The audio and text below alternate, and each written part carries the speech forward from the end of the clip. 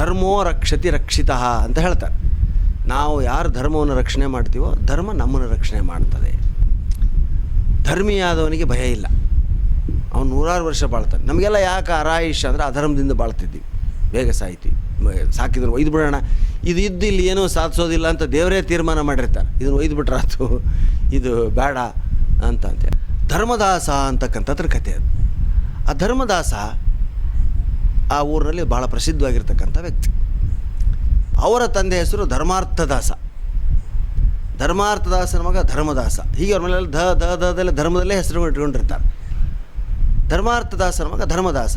ಆ ಧರ್ಮದಾಸನನ್ನು ಮನೆಯಲ್ಲಿ ಯಾವಾಗಲೂ ಅತಿಥಿ ಸತ್ಕಾರ, ದೇವರ ಪೂಜೆ, ಧರ್ಮದ ಬಗ್ಗೆನೇ ಮಾತು, ಭಾಳ ಒಳ್ಳೆಯ ರೀತಿಯಿಂದ ಬೆಳೆಸಿರ್ತಾರೆ ಮಕ್ಕಳನ್ನೆಲ್ಲ.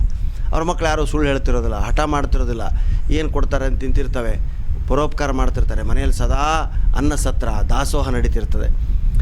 ಆ ಹುಡುಗ ಒಂದು 7-8 ವರ್ಷ ಆದಮೇಲೆ ಅವನನ್ನು ಪಕ್ಕದ ಗಂಗಾ ತೀರದ ಇನ್ನೊಂದು ದಂಡೆಯಲ್ಲಿ ಇರ್ತಕ್ಕಂಥ ಗುರುಕುಲಕ್ಕೆ ಓದೋದಕ್ಕೆ ಬಿಡ್ತಾರೆ. ಆ ಹುಡುಗನ ಅಲ್ಲಿ ಒಬ್ಬರು ಗಂಡ ಹೆಂಡತಿ ಒಂದು ಆಶ್ರಮದ ಈಗಿನ ಥರ ರೆಸಿಡೆನ್ಷಿಯಲ್ ಸ್ಕೂಲ್ ಅಂತೀವಲ್ಲ, ಆ ಥರ ರೆಸಿಡೆನ್ಷಿಯಲ್ ಸ್ಕೂಲ್ ತೆಗೆದಿರ್ತಾರೆ. ಅಲ್ಲಿ ಅವ್ರನ್ನೆಲ್ಲ ಓದಿಸ್ತಿರ್ತಾರೆ. ಈ ಹುಡುಗನಲ್ಲಿ ಬಿಡ್ತಾರೆ.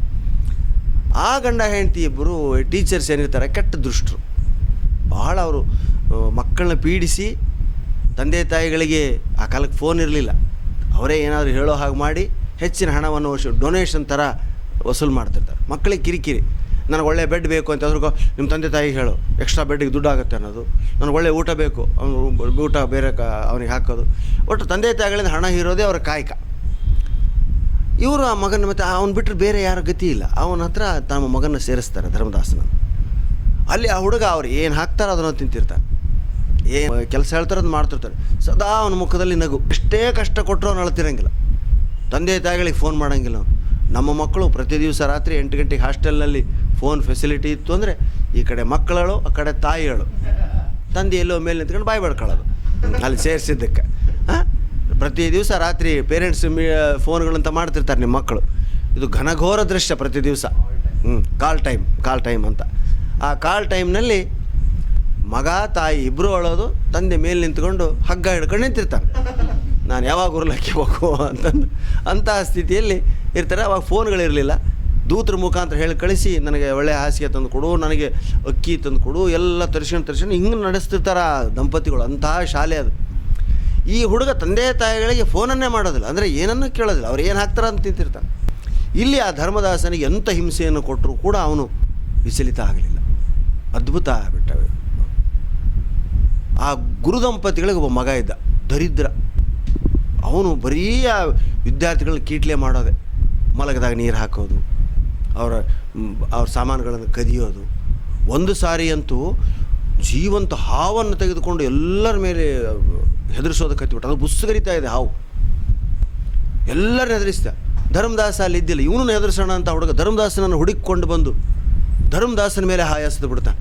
ಇವನು ಏನು ಮಾಡಿದ್ರು ಅಳಲ್ಲ ಅಂಥೇಳಿ ಅವನ ಮೇಲೆ ಹಾವು ಎಸೆದು ಬಿಡ್ತಾನೆ. ಆ ಹಾವು ಧರ್ಮದಾಸನಿಗೆ ಕಡಿಯಲ್ಲ, ಕಚ್ಚಲ್ಲ ಹಾವು. ಧರ್ಮದಾಸು ನನಗೇನು ಮಾಡಲಿಲ್ಲ ಈ ಹಾವು ಅಂತ ಅದನ್ನು ಭುಜದಿಂದ ತೆಗೆದು ನೆಲಕ್ಕೆ ಹಾಕ್ತಾನೆ. ನೆಲಕ್ಕೆ ಹಾಕಿದಾಗ ಅಯ್ಯೋ ಅವನಿಗೆ ಕಡಿಲಿಲ್ಲ, ನನಗೂ ಕಚ್ಚಲ್ಲ ಈ ಬಾಯಿ ಹಾವು ಅಂಥೇಳಿ ಆ ಗುರುಗಳ ಮಗ ಹಾವನ್ನು ತೊಗೊಂಡ ತಕ್ಷಣ ಕಚ್ಚಿಬಿಡ್ತದೆ ಅವ್ರಿಗೆ. ಬಾಯಲ್ಲಿ ನೊರೆ ಬಂದು ಗುರುಗಳ ಮಗ ಬಿದ್ದು ಬಿಡ್ತಾನೆ ಕೆಳಗಡೆ, ಪ್ರಾಣವೇ ಹೋಗಿಬಿಡ್ತದೆ.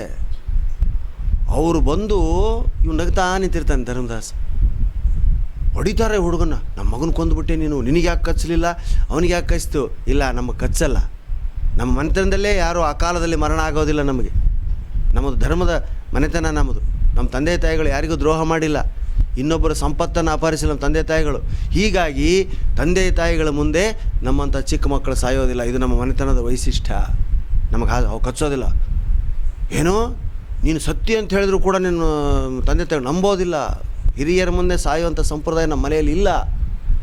ಆಶ್ಚರ್ಯ ಆಗ್ತವನು ಗುರುವಿಗೆ, ಏನು ಬಂತು ಇಲ್ಲಿ ಮಗ ಸತ್ತಿರ್ತಾನೆ, ಮಗ ಸತ್ತು ದುಃಖವನ್ನು ಅವನು ಮರೆತು ಪರೀಕ್ಷೆ ಮಾಡ್ತೀನಿ ಇದನ್ನು ಅಂಥೇಳಿ ಅಳ್ತಾನೆ ಮಗನನ್ನು ಶವ ಸಂಸ್ಕಾರವನ್ನು ಮಾಡಿ ಅವನನ್ನು ಸುಟ್ಟು ಆ ಎಲುಬುಗಳನ್ನು ಗಂಟು ಕಟ್ಟಿಕೊಂಡು ಧರ್ಮದಾಸನ ತಂದೆ ತಾಯಿಗಳ ಮನೆಗೆ ಹೋಗ್ತಾನೆ.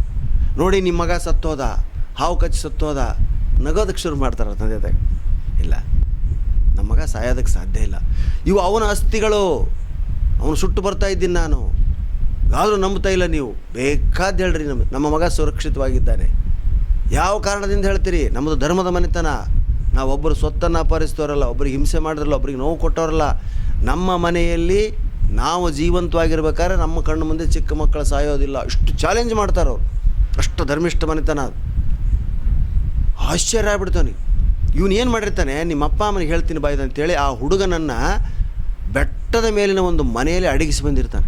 ನಾನು ಬರೋವರೆಗೂ ನೀನು ಇಲ್ಲೇ ಇರಬೇಕು, ಇಲ್ಲೇ ಸಾಯ್ಬೇಕು ನೀನು. ನಿಮ್ಮ ತಂದೆ ತಾಯಿನ ಒಪ್ಪಿಸಿ ನಾನು ಅವ್ರಿಗೆ ಬುದ್ಧಿ ಕಲಿಸಿ ಬರ್ತೀನಿ. ನನ್ನ ಮಗ ಸತ್ತೋದ ನಿನ್ನಿಂದ, ನಿನಗೆ ಕಚ್ಚದೇ ಇರೋ ಭಾವ ಅವನನ್ನು ಕಚ್ಚ ಹಾಗೆ ಮಾಡಿದ್ದೀನಿ ನೀನು ಅಂತೇಳಿ ಆ ಹುಡುಗನನ್ನು ಬೆಟ್ಟದ ಮೇಲೆ ಒಂದು ಗುಹೆಯಲ್ಲಿ ಒಳಗಡೆ ಇಟ್ಟು ಬಂದಿರ್ತಾನೆ. ನಿಮ್ಮ ಮಗ ಎಲ್ಲಿದ್ದಾನಂತ ನಿಮಗೆ ಗೊತ್ತಾ? ಹಾಗಾದ್ರೆ ಈಗ ಗೊತ್ತು, ಅವನು ಎಲ್ಲೇ ಇರಲಿ ಸುರಕ್ಷಿತವಾಗಿದ್ದಾನೆ, ನಗನಗ್ತಾ ಇರ್ತಾನೆ ಅಂತೇಳಿ. ನೀನು ಇಷ್ಟೆಲ್ಲ ನಾಟಕ ಆಡಬೇಕಾದ್ರೆ, ಕಳ್ಳಗುರು ನೀನು ನಮ್ಮ ಮಗನನ್ನು ನೀವೇ ಬಚ್ಚಿಟ್ಟು ಬಂದೀಯಾ, ನೀನು ಹೋಗೋದ್ರೊಳಗಡೆ ನಿನ್ನ ಅನಾಹುತ ಏನಾಗಿರ್ತದೆ ನೋಡು. ಮತ್ತು ನೀವೆಲ್ಲ ಎಷ್ಟು ಧರ್ಮಾತ್ಮರು ಇದ್ದರೂ ಸಹಿತ ನಿಮ್ಮ ಮಗನ ನನ್ನ ಆಶ್ರಮದಲ್ಲಿ ಯಾಕೆ ಸೇರಿಸಿದ್ರಿ ಅಂತ ಕೇಳ್ತಾನೆ ಅವನಂತ ದುಃಖದಾಗ ಸಹಿತ.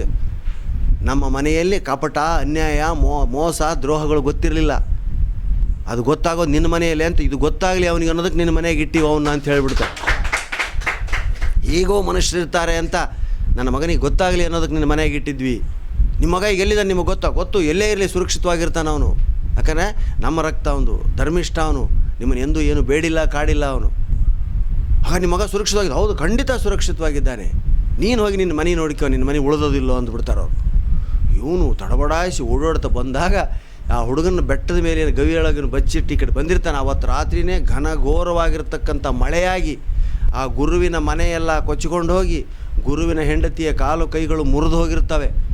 ಊರು ಜನ ಎಲ್ಲ ಬೆಟ್ಟ ಏರಿ ಆ ಹುಡುಗನ ಎಲ್ಲಿ ಆ ಗವೆಗಿದ್ದು ಆ ಗವೆಗೆ ಆಶ್ರಯ ಪಡೆದಿರ್ತಾರೆ. ಇಡೀ ಊರು ಮುಳುಗಿ ಹೋಗಿರ್ತದೆ, ಗುರುವಿನ ಮನೆ ಆಸ್ತಿ ಎಲ್ಲ ಮುಳುಗಿ ಹೋಗಿಬಿಟ್ಟಿರ್ತದೆ. ಬಂದು ನೋಡಿದಾಗ ಆಶ್ಚರ್ಯ ಆಗ್ತದೆ. ಅವನು ಕ್ಷಮೆಯನ್ನು ಕೇಳ್ತಾನೆ. ಹೌದಲ್ಲ, ಧರ್ಮದಿಂದ ಬಾಳೋರಿಗೆ ಕಷ್ಟಗಳು ಬರೋದಿಲ್ಲ. ಇವತ್ತು ನಮ್ಮ ಕಷ್ಟಗಳು ಬಂದಾವೆ ಅಂತ ನಾವು ಅಂತೀವಿ. ಯಾಕೆ ಬರ್ತವೆ ಅಂದರೆ ಧರ್ಮದ ಹಾದಿಯಲ್ಲಿಂದ ಸ್ವಲ್ಪ ಬಿಟ್ಟಿವಿ ಅಂದರೆ ಕಷ್ಟಗಳು ಬರ್ತವೆ ಅನ್ನೋದು